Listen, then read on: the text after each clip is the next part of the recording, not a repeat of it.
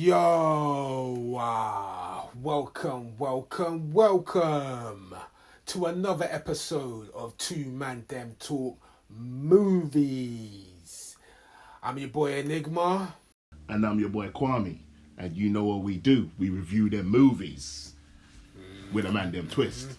So, I'm going to just jump straight in so I can get into this. I got no time to waste. Yeah, I'm going to jump in with a synopsis because you know what we're covering. We're covering Chris Rock, Kevin Hart, headliners only. Said, why don't we do something together?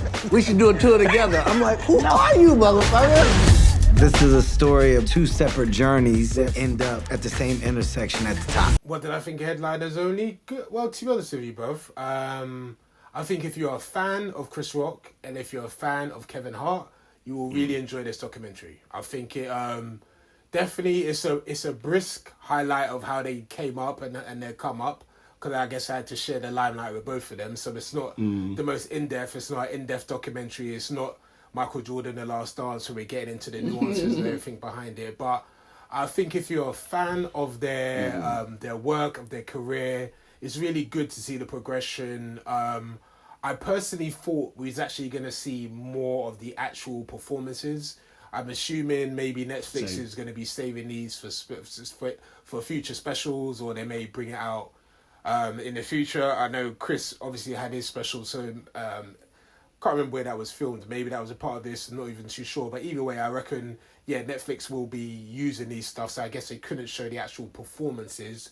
I would have liked seeing more of that, but considering how, I'm going to be honest, how jarring Kevin has come across recently, it was nice to see him slightly a bit more humble, slightly a bit more in awe of the person he's around. Because was he? I think definitely I don't think he was to the extent he maybe could have been, but he definitely showed that he showed respect to the elders. He showed respect to those who came before. Yeah. He showed respect I give him to that. Rock. He showed respect to Chappelle. The New York comedy scene is what actually made me a comedian. There are comedy clubs until 3, 4 in the morning. They're talking to other comics. Just to get something off my chest before I even start. Learning to become a comedian is learning to be you.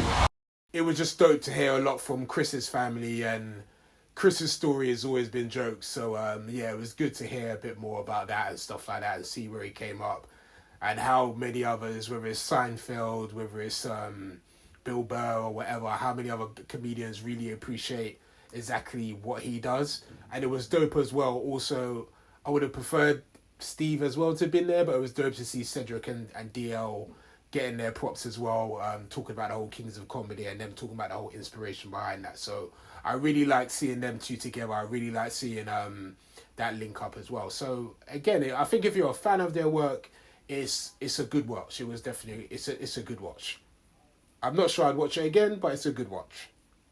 Yeah. I mean, this is the thing though, because I'm a fan. I'm a fan of both of them, but I fully agree with what you said. Like, if you're a fan of them, it's worth watching because you're a fan of them.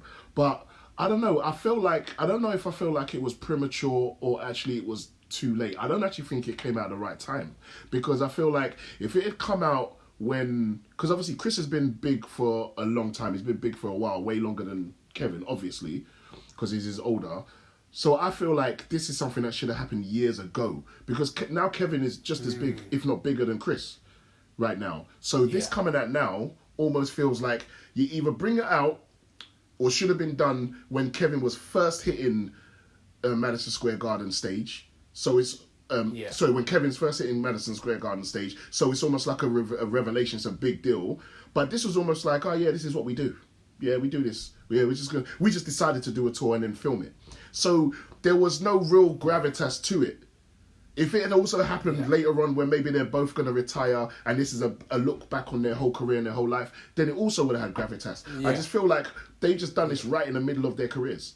It was almost like, let's just do something because it's more content for Netflix, so we're getting paid for it, and let's just get a camera to follow us around just to create more content, because that is what Netflix is a content provider.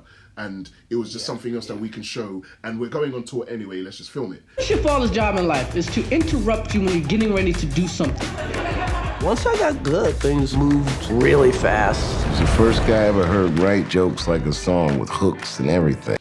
I didn't capture the special element. There was nothing special. It was almost like this just was made. There was nothing great about it. And what also turned me off it, because it was what it was. It was still good. It was still interesting, because I'm a fan of stand-up, so I always like the stories of stand-up comedians and whatnot. What I didn't like was the fact that at the end you find out it was supposed to be the three of them. Like, Dave was supposed to be included. And I'm like, Dave, man. And that would have been special. You fucked this up. That would have been special.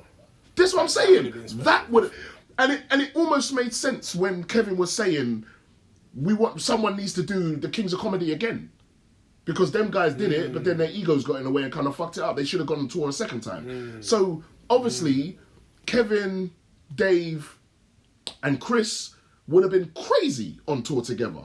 Hence why, obviously, that last show that they did, Dave come out, which was dope. But now, and then it got me thinking. I said, okay, if they had done another Kings of Comedy, imagine if they attacked on Kat. If they didn't have their beef, because obviously Kevin and Kat got beef. Yeah. But imagine if they didn't have their beef. That tour will, bruv, that would easily be the biggest comedy tour of all time. Easily. That would definitely. But it's never going to happen. Chappelle, Rock, Williams, and Hart, that would shine. What? Down, bruv. That would shine. The biggest comedy tour of all time. The only thing that would be bigger is if Richard Pryor came back to life and him and Eddie went on tour together. Yeah, definitely. That's the only thing that would touch that. Speaking of Eddie, I like how they gave a lot of props. Chris obviously was giving a lot of props to Eddie. Like, I love that. I love that Eddie is seen so much as that guy that brought everyone through, and obviously Eddie's still in terms of what a stand-up has done to a movie star. Obviously, Kevin's right on his tail, but Eddie is still the guy in terms of Eddie's the blueprint. So let's be real, he is the blueprint. Exactly. Before him, it hadn't been done to that level. Yeah, and I think the term GOAT gets thrown around way too much because even Kevin was saying, he's a GOAT. Do you remember GOAT stands for greatest of all time? It's not greatest people or group of individuals involved in the same situation of all time. It's greatest of all time. So again, it's way overused nowadays. Bruv, I'm sorry. Let's just be frank here, and I'm be real. Chris is a dope stand-up. Yes, he is actually one of the best. Yes, because he's had a very, very long, successful career. But Chris is so far from anyone's GOAT list. Bruv, let's be honest. I actually think this is actually objective, not even subjective. He's just not the best. He's up there as one of the best, but I've never ever heard Chris. Only a couple of other comedians call him that, but you guys don't get to call who the GOAT is. We do, and I've never ever heard Chris being called the GOAT. The same way I've never really heard Kevin being called the GOAT.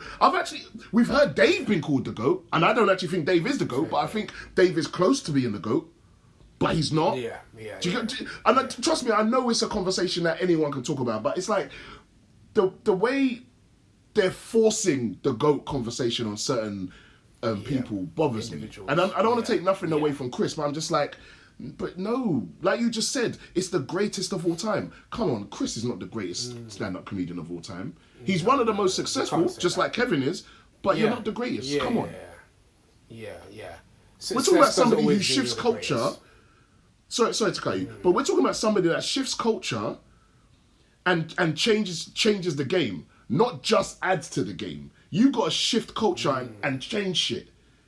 Chris hasn't really shifted culture and changed shit. He's added to it a hell of a lot because he has put people on and all that stuff. He's done a lot, and he's done a lot that's been recognised. But to be called the GOAT, nah. Dave has shifted culture more than Chris has. Kevin hasn't shifted culture. Do you get what I'm saying? And this is what we talk about when we're talking about the GOAT status. Richard Pryor can be called the GOAT because he shifted culture. Any comedian and anybody else will tell you, before Richard did what he did, some comedians didn't even know you could do that. That's crazy. Crazy. You understand what I'm saying? That's crazy. For somebody to get on stage like Chris, like Richard did when he did live in concert, and when people saw that, it's like, I didn't know comedians could do this.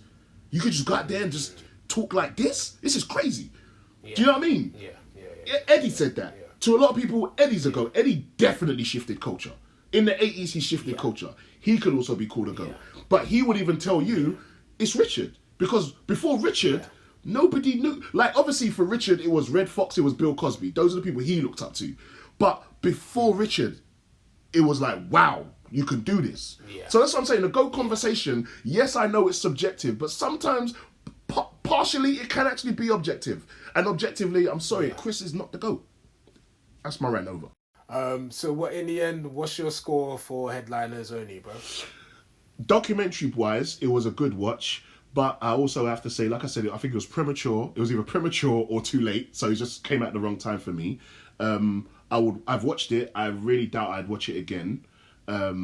So if I'm honest, I love documentaries though, and I love stand-up. For that alone, it's already above average. So I would minimum it could ever get is 6 out of 10. But because of what it was, I'll give it a 7 out of 10. A solid 7.